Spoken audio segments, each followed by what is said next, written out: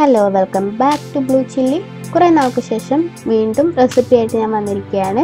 ഇന്നൊരു special chicken roast ആണ് ചെയ്യുന്നത്. ഇത് നാടൻ രീതിയിൽ വാഴയിലയിലൊക്കെ പൊതിഞ്ഞാണ് ചെയ്യുന്നത്. അപ്പോൾ റെസിപ്പിയിലേക്ക് കടക്കുന്നതിന് മുമ്പ് നമുക്ക് ഇൻഗ്രീഡിയൻസ് ഒക്കെ നോക്കാം.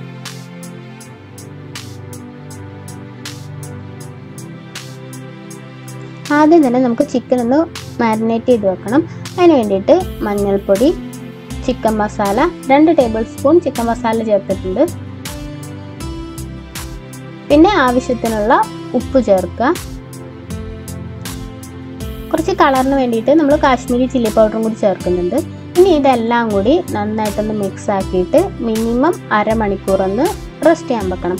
മിനിമം ആണ് അരമണിക്കൂർ, അതിൽ കൂടുതൽ വെച്ചാലും നല്ലതാണ്. അപ്പോൾ അരമണിക്കൂറിന് ശേഷം നമുക്കിതൊന്ന് ഫ്രൈ ആക്കി എടുക്കണം.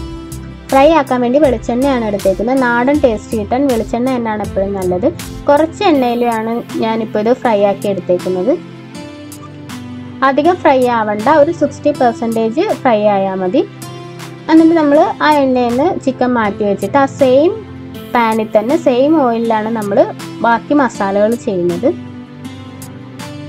എണ്ണ കൂടുതലാണെങ്കിൽ കുറച്ച് മാറ്റി വെക്കാം. ഇനി ഇതിലേക്ക് നമ്മൾ സ്പൈസസ് ചേർത്ത് കൊടുക്കുന്നുണ്ട്. പിന്നെ തേങ്ങാക്കൊത്തും കൂടി ഇട്ടിട്ട് ഒന്ന് മൂപ്പിച്ചെടുക്കണം. പിന്നെ ഇതിലേക്ക് നമ്മൾ ചതച്ച ഇഞ്ചി, വെളുത്തുള്ളി, പച്ചമുളക്, ഉള്ളി ചേർത്ത് കൊടുക്കുന്നുണ്ട്. ചതച്ചാണ് എടുക്കേണ്ടത്. ഇതൊന്ന് മൂത്ത് വരുമ്പോൾ ഇതിലേക്ക് നമ്മൾ സവോള ചേർത്ത് കൊടുക്കുന്നുണ്ട്. സവോള നന്നായിട്ട് വഴറ്റുക. വഴന്നതിന് ശേഷം നമ്മൾ ആവശ്യത്തിനുള്ള ഉപ്പ് ചേർത്ത് കൊടുക്കണം. വീണ്ടും വഴറ്റുക. വഴറ്റിക്കൊണ്ടേ ഇരിക്കുക. വഴറ്റി അത്യാവശ്യം വഴന്നു കഴിയുമ്പോൾ നമ്മൾ ഇതിലേക്ക് പൊടികൾ ചേർത്ത് കൊടുക്കുന്നുണ്ട്. ആദ്യം മഞ്ഞൾപ്പൊടി, പിന്നെ മുളക് പൊടി, ആ സെയിം അളവിൽ തന്നെ മല്ലിപ്പൊടിയും ചേർത്ത് കൊടുക്കുന്നുണ്ട്. വീണ്ടും വഴറ്റുക. ലോ ഫ്ലെയിമിൽ ഇട്ടിട്ട് വേണം വഴറ്റാനായിട്ട്.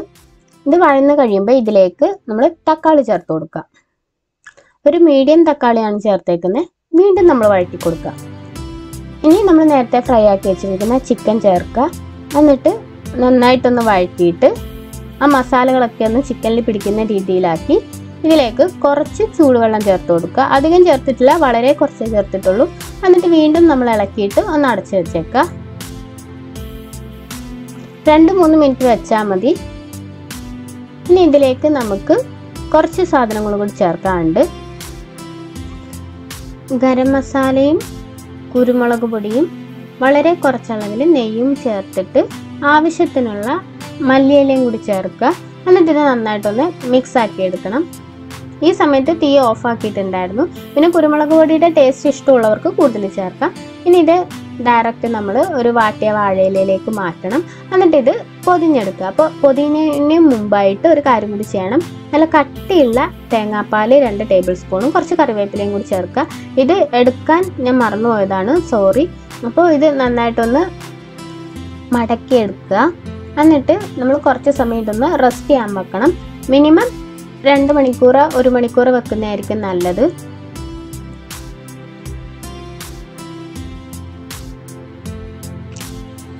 രണ്ട് മണിക്കൂറിന് ശേഷം നമുക്കിതൊന്ന് തുറന്നു നോക്കാം. നല്ല വാട്ടിയ വാഴയിലയിൽ തേങ്ങാപ്പാലിൻ്റെയും കറിവേപ്പിലയുടെയൊക്കെ നല്ലൊരു മണവും ടേസ്റ്റും ഒക്കെ അതിൻ്റെ അകത്ത് പിടിച്ചിട്ടുണ്ടാവും. അപ്പോൾ ഈ ചിക്കൻ റോസ്റ്റിന് വേണ്ടി ബോൺലെസ് ചിക്കൻ എടുക്കുന്നതായിരിക്കും ഏറ്റവും നല്ലത്. വളരെ സിമ്പിളാണ്, കുറച്ച് ഇൻഗ്രീഡിയൻസേ ഉള്ളൂ. എല്ലാവരും ഒന്ന് ട്രൈ ചെയ്ത് നോക്കുക, എല്ലാവർക്കും ഇഷ്ടമാവും. അപ്പോൾ നമുക്കിനി റീക്യാപ്പ് ചെയ്യാം.